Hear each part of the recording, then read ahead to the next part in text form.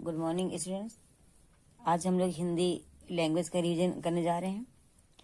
तो इसमें कुछ क्वेश्चंस हैं जिसके बारे में आपको हम समझाएंगे, फिर आप इसका उत्तर लिख के हमें भेजिएगा, ठीक है।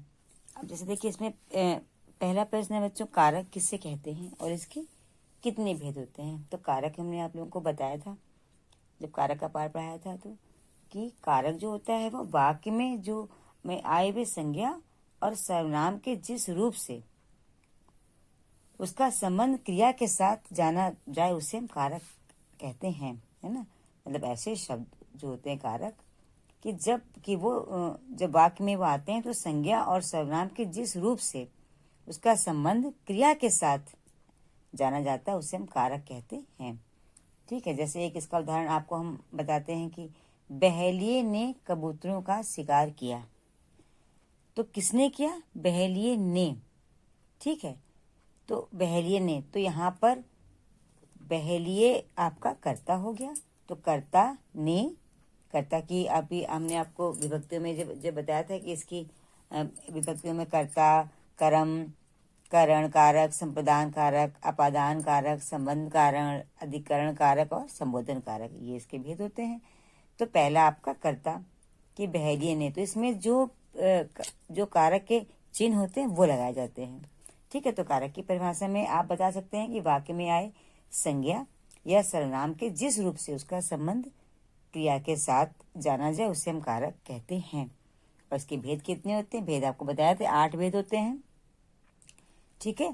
कर्ता कारक, कर्म कारण, करण कारक, संप्रदान कारक, अपादान कारक, संबंध कारक, अधिकरण कारक और संबोधन कारक, ठीक है।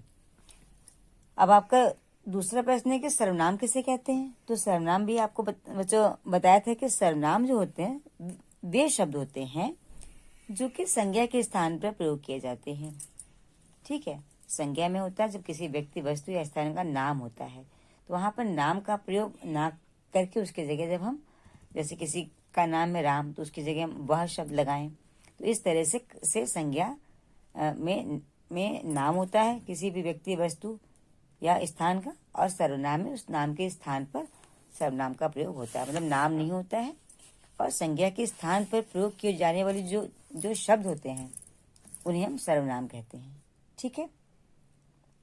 जैसे कि मैं खाना खा रहा हूँ, अब इसमें मैं क्या है?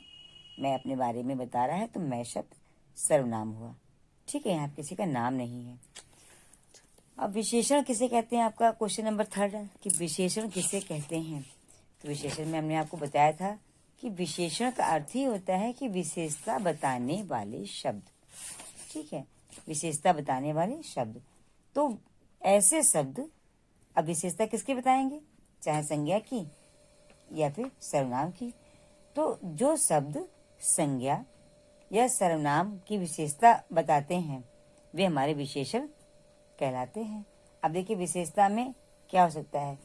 संज्ञा या सर्वनाम का, चाहे उसके रूप के बारे में बताएं, चाहे उसका गुण बताएं, चाहे उसकी संज्ञा बताएं, चाहे परिमाण बताएं, कुछ भी बता सकते हैं।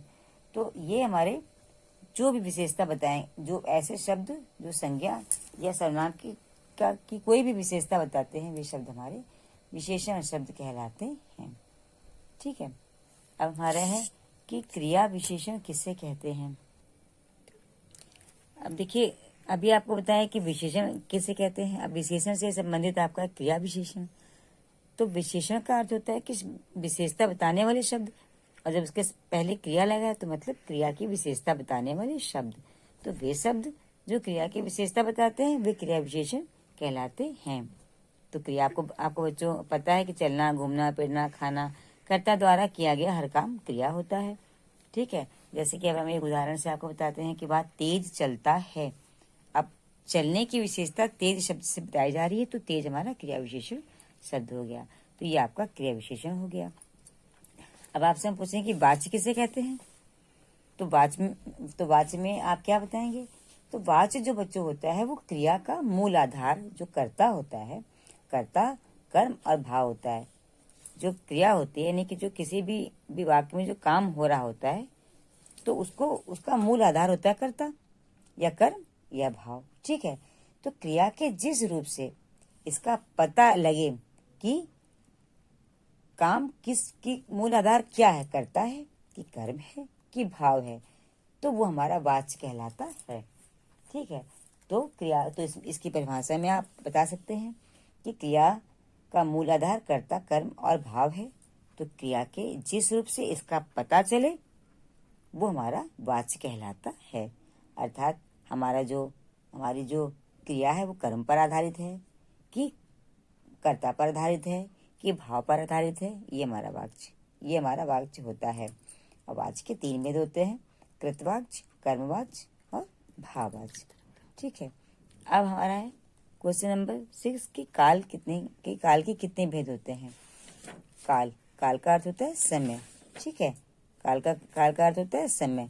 तो समय मतलब क्या कि समय 3 प्रकार के, वर्तमान काल, भूतकाल और भविष्य काल। तो क्रिया का वह रूप जिससे कि उसके घटित होने के समय का पता चले, यानी कि क्रिया किस समय हो रही है, इस बात का पता चले, वो काल कहलाता है। और काल के 3 भेद होते हैं, भूतकाल, वर्तमान काल, भविष्य काल। ठीक है बच्चों, अब इस क्वेश्चन को आप उसके उत्तर लिख करके और हमें भेज दीजिएगा। Okay, bye.